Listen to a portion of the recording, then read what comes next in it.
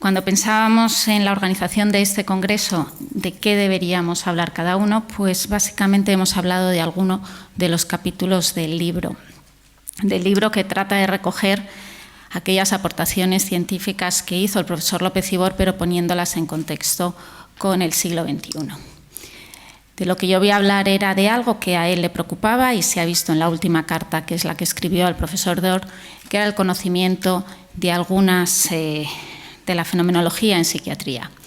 Y hablaré de lo que es la angustia y la ansiedad y cómo ha evolucionado ese concepto en los últimos 100 años, poniéndolo en contexto con la situación actual, que básicamente no ha cambiado mucho y nos deja una pequeña decepción todavía. ¿Por qué 100 años? Pues 100 años porque el profesor López Ibor Senior, mi abuelo, nació en 1906, mi padre nos dejó en el 2015 y ellos han dedicado su vida al estudio de la angustia y la ansiedad. La psiquiatría está pasando por una profunda crisis y, de hecho, en los periódicos últimamente vemos que si los psiquiatras prescribimos demasiados fármacos, que si quizá algunos de ellos deberían ser sustituidos, que si a los niños no les debemos dar psicofármacos, que hasta la adolescencia no es bueno, y cada vez hay más artículos en contra de esto. Han pasado muchos años desde que se fundó la psiquiatría como especialidad médica y ahora, en el siglo XXI, pues todavía seguimos pensando que pasa por una crisis. Y esto es debido a que la investigación no nos está aportando los datos necesarios. Pensábamos que el conocimiento del cerebro, aquello que nos hablaba don Federico Mayor Zaragoza esta mañana, la conectómica de las bases moleculares, nos iba a dar un entendimiento más de por qué hay algunos enfermos que acaban presentando sintomatología tan compleja, trastornos de ansiedad, de angustia o trastornos psicóticos, y no hemos conseguido avanzar en el conocimiento. Y uno de ellos, según el profesor López Ibor, y yo también soy de la opinión, es que la psiquiatría debe volver a sus orígenes. Aquello que se organiza en Frutillar o aquello que se organiza en otros sitios, el año que viene en Brasil, es el volver a estudiar la psicopatología, que son sin duda los orígenes de la psiquiatría. Y esto ya lo decía el profesor López Ibor en el año 2013. Son vidas paralelas, hemos oído parte en la Laudatio y en la presentación que ha hecho José Antonio Sacristán de mi padre y de mi abuelo. Los dos siguieron un camino bastante en paralelo a lo largo de su vida. Pero no eran ni mucho menos personas ni que se pareciesen en el carácter. Los dos le dedicaron su vida a la investigación, a la docencia y a la asistencia, y ambos dos se sentían profundamente médicos. Médicos, no solo psiquiatras, pero médicos en general. Fundaron la Clínica López Ibor, que el año que viene ya son 50 años de la clínica, además de la revista Actas, cuyo este año es el 70 aniversario. Y a lo largo de su vida pues se dedicaron a estudiar sobre todo la angustia. El profesor López Ibor, mi padre, funda la Fundación López Ibor en el año 2006 con el objetivo de crear o de organizar un congreso homenaje a su padre. Básicamente lo que pretendemos, pues mis hermanos y yo y el resto del patronato de la Fundación López Ibor en una jornada como hoy. Y el tema escogido por mi padre para ese congreso, que se celebró en Madrid y fue un congreso auspiciado por la Asociación Mundial de Psiquiatría, fue la angustia en la psiquiatría. Ambos dos eran unas personas profundamente angustiados en la vida, angustiados y quizá por la psiquiatría.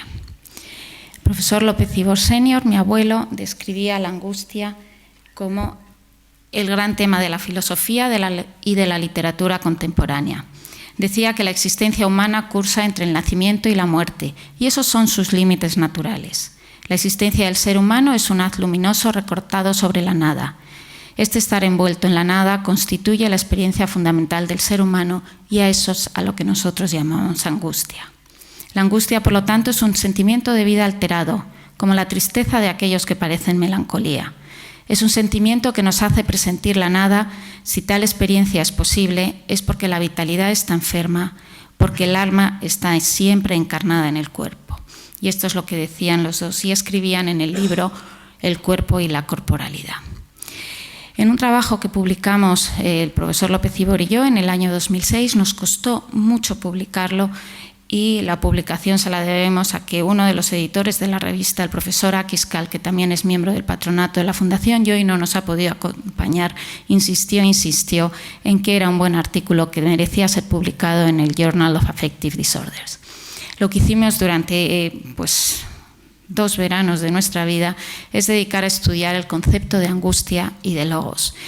Y el artículo llevaba por título en castellano Angustia y logos, una incursión lingüística en los orígenes del pensamiento humano. ¿Por qué? ¿Y por qué estudiamos este tema? Porque la angustia y la ansiedad son palabras de corta tradición en psiquiatría. A pesar de que son sentimientos vitales fundamentales, no hay mucho escrito sobre ello. En el año 1927, en las revistas o en las actas, en las revistas psicológicas, solo había 3 referencias sobre el tema angustia y ansiedad. En 1966, 200.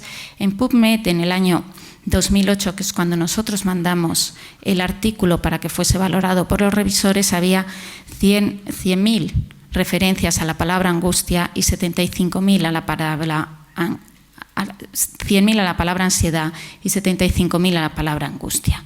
Y ayer, que tuve un momento y me pude meter en PubMed, para la palabra ansiedad había 185.000 referencias y para la palabra angustia 126.000.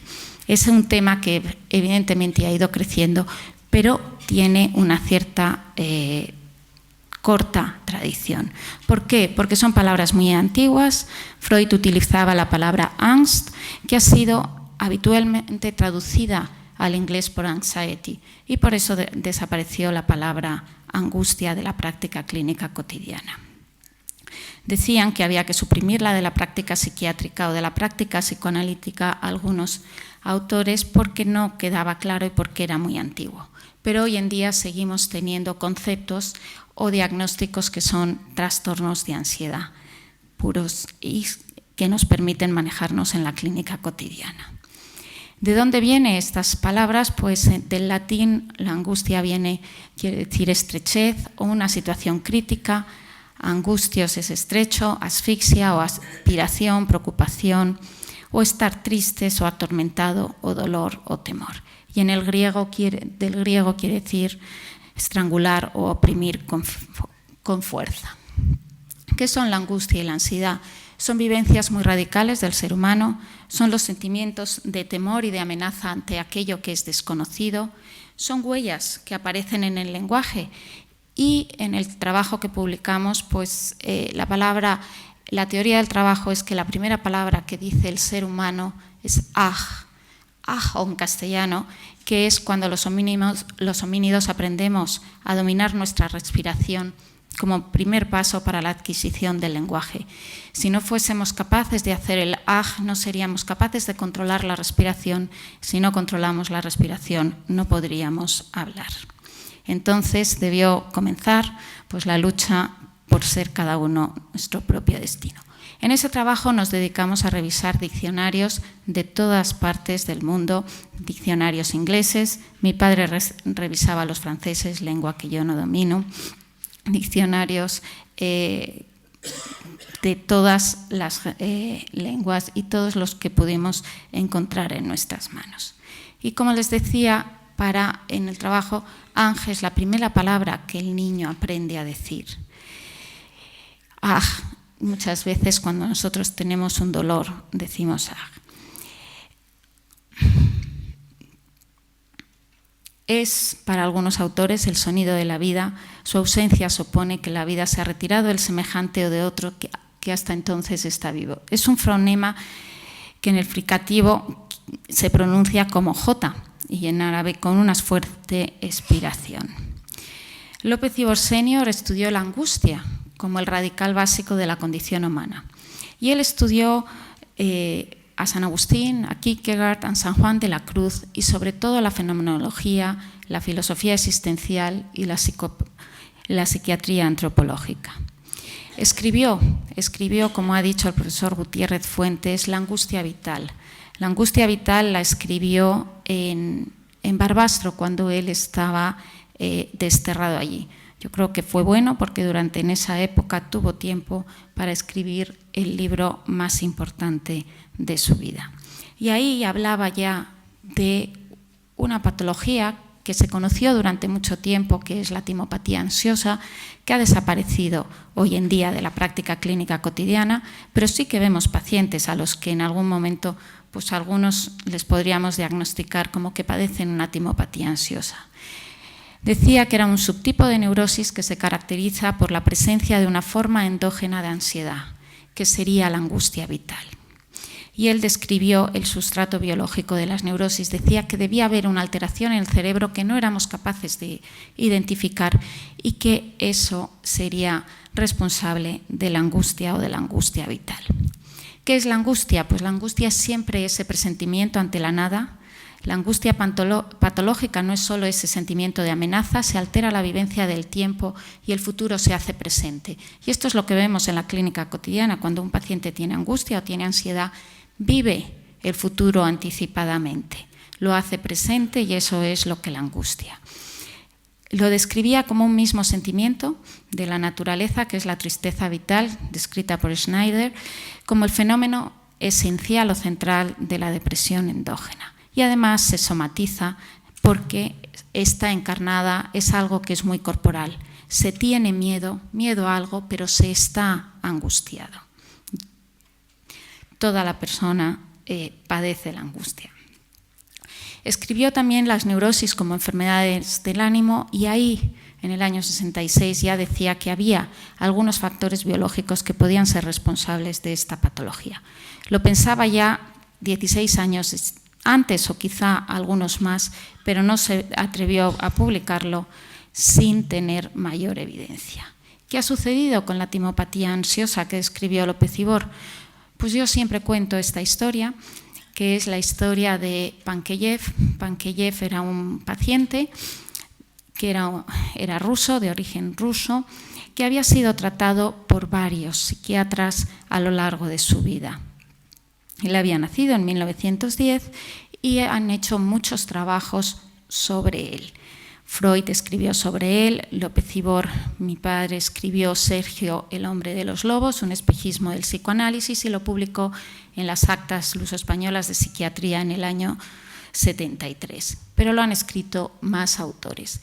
Y le llamaban el hombre de los lobos porque cuando le decían que pintase una figura de árbol, que lo hacemos muchas veces a nuestros pacientes para ver si tiene un trauma o cómo pinta la ansiedad o la angustia, Sergei Pankejeff pintaba estos lobos en las ramas de los árboles. Provenía de una familia en la que había mucha patología psiquiátrica, algunos habían sido diagnosticados, algunos de sus familiares, de psicosis maníaco-depresiva o habían tenido otros trastornos mentales. Sus dos hermanas también padecían psicosis maníaco-depresiva. A lo largo de la vida fue diagnosticado de varias enfermedades, cuando tenía 6 o 7 años de neurosis infantil, a los 20 o 25 años de neuroastenia, en ese momento Freud les psicoanalizó, pareció psicoanálisis que se tuvo que interrumpir por la Primera Guerra Mundial, a los 35 años empezó a estar francamente preocupado por un aspecto de su cara, la nariz en concreto, y fue diagnosticado de dismorfofobia. Fue vuelto a psicoanalizar en esta época por Brunswick y a los 55 años padeció sintomatología que fue diagnosticada como una enfermedad depresiva. Continuó con el psicoanálisis y en los últimos años de su vida lo que presentó fueron somatizaciones. Tenía dolores de estómago, dolores de cabeza, dolores en algunas articulaciones, continuamente se quejaba de algo y fue diagnosticado de trastorno de somatización. Al final fue diagnosticado de un montón de enfermedades que realmente, pues yo soy de las que pienso que alguno puede tener una enfermedad mental a lo largo de su vida, pero no va a tener la mala suerte de tener tantas enfermedades mentales. Simplemente será la misma, pero nosotros la estamos viendo en momentos determinados. Cuando uno es un niño, es más normal tener trastornos de ansiedad o trastornos o pequeñas obsesiones. Cuando uno tiene 40 o 50 años, es más frecuente tener trastornos depresivos y en la última etapa de la vida, trastornos por somatización. Y eso, pues que en algún momento algunos decían que eran varias enfermedades, realmente consideramos que es una. Sobre este trabajo, y por eso les presento ese trabajo, se hizo una tesis doctoral, la tesis del doctor Gabriel Rubio, que estudió qué era lo que había sucedido con aquello que López Ibor Senior había diagnosticado de timopatía ansiosa y qué habían sucedido con estos pacientes, y los revisó en varios momentos de su vida. Consiguió contactar con muchos de ellos y vio de qué habían sido diagnosticados. Ellos habían acudido a la consulta, algunos eran muy jóvenes, otros no tanto, pero trató de ver qué habían pasado después de 20 años. Pues lo mismo que en el hombre de los lobos, muchos de ellos diagnosticados de timopatía ansiosa por mi abuelo, a la edad última de su vida tenían trastornos de somatización o trastornos de ansiedad generalizada si utilizamos los criterios que utilizamos actualmente, la CIE-10 o el DSM-5, para clasificarlos. Y las conclusiones que podemos sacar es que la ansiedad es algo que aparece entre los 20 y los 30 años, la depresión entre los 40 y los 50 y las somatizaciones a partir de entonces, pero es la misma enfermedad lo que lo vemos en momentos evolutivos diferentes. Y habría que volver a pensar qué es lo que sucedía. Para López Ibor Senior hacía una clasificación básica o sencilla de lo que eran el espectro de los trastornos del humor. Las neurosis se caracterizarían fenomenológicamente por padecer, los pacientes que presentan un trastorno neurótico, angustia vital. Aquellos que padecen una depresión te describen lo que sería una tristeza vital, pero luego hay depresiones enmascaradas o enfermedades psicosomáticas que lo que describen son sentimientos sensoriales. Me duele esto, no me encuentro bien. Y serían pues depresiones enmascaradas, que fue el objeto del título de la tesis de López Ibor, mi padre, en el año 66. La angustia y la ansiedad, ¿qué es lo que ha sucedido en el siglo XXI? ¿Qué es lo que son? Pues, ¿qué es la ansiedad? La ansiedad es un radical básico del ser humano, es algo con lo que no podemos vivir, es un sentimiento normal, pero en algún momento se vuelve patológico. La ansiedad es un sentimiento, también es un síntoma que aparece en muchas enfermedades, no solo psiquiátricas, aparece en enfermedades del tiroides, por ejemplo, o en enfermedades oncológicas, o simplemente por el mero hecho de enfermar uno tiene síntomas de ansiedad, pero también es un trastorno en sí mismo. Si estudiamos por qué se produce, pues hay una interacción compleja entre el sistema límbico, la corteza prefrontal, la corteza temporal.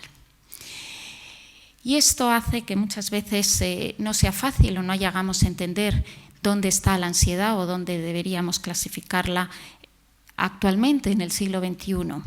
Porque los criterios que utilizamos para clasificar los trastornos mentales dependen de los síntomas que están presentes o ausentes en un momento determinado, de si existen o no anomalías cerebrales, del curso de la enfermedad o de aquello que ha producido la enfermedad. Y la historia natural de las enfermedades, porque a esto muchas veces se nos olvida, y muchos de los trabajos científicos lo que estudia es la enfermedad en un momento determinado, pero no la historia natural a lo largo de la vida, porque realmente son los estudios más difíciles de hacer. En las clasificaciones actuales, todo lo que antes se llamaba neurosis son trastornos de ansiedad, porque la palabra neurosis está muy contaminada por el psicoanálisis. En la CIE-10 pues hay varios capítulos dedicados a trastornos de ansiedad. Están los trastornos del humor y en el capítulo 4, trastornos neuróticos secundarios a situaciones de estrés o a situaciones somatomorfos. Y hay varios, esto lo pasaré rápido, en los que aparecen las palabras o los síntomas de ansiedad. Aquí lo van viendo. Incluso el trastorno obsesivo-compulsivo es considerado en la clasificación que seguimos manejando, en la clasificación que viene de la Organización Mundial de la Salud, como un trastorno de ansiedad. DSM-5, que surgió en el 2013, mi padre fue bastante crítico con él. La ansiedad la clasifican en varios capítulos, en capítulos diferentes, y hay un montón de enfermedades que son consideradas trastornos de ansiedad. como vemos aquí, y en cambio el trastorno obsesivo-compulsivo sale fuera teniendo un capítulo independiente, en el que se incluyen también otros aspectos similares, otras patologías que padecen, que tienen síntomas parecidos al trastorno obsesivo-compulsivo, como la dismorfofobia o incluso el síndrome de Diógenes. Y la ansiedad aparece en relación, o los trastornos de ansiedad en relación a otras situaciones traumáticas o de estrés, la ansiedad de separación en los niños, el trastorno de estrés postraumático o el trastorno de estrés agudo o de adaptación. ¿Qué es lo que ha pasado? Pues realmente ha pasado poco en estos últimos 100 años. Kurt Snyder decía que las neurosis eran las variaciones del modo de ser psíquico, no del modo de estar, sino del modo de ser, que eran reacciones vivenciales anormales, estadísticamente anormales, y que lo que provocaban era sufrimiento en el ser humano. Freud y sus seguidores decían que eran un grupo de trastornos que se caracterizaban por ser específicos y que la angustia era el radical básico y los mecanismos de defensa los pondríamos en marcha para tratar de controlar esa angustia. López Ibor lo llamaba angustia vital. Kraepelin ya nos decía en 1920 que el método que estábamos aplicando para distinguir qué era normal y qué no era normal, cuando esa ansiedad dejaba de ser normal y se convertía en patológica, no estaba dando los resultados esperados. Y Hyman en el 2002 decía básicamente lo mismo, porque los estudios en laboratorio, la historia natural o los estudios genéticos no nos están dando los datos que estábamos esperando. Por eso yo creo que simposios como hoy, al final de la jornada, algo aprenderemos. Las clasificaciones son insuficientes porque los errores diagnósticos son frecuentes y porque no reflejan la realidad clínica que hay. El 50% de los criterios de los diagnósticos que ponemos los psiquiatras al final es no especificado. No somos capaces de poner la clasificación correcta, porque son clasificaciones basadas en las manifestaciones clínicas presentes, son fiables, pero no tienen una validez estadística clara.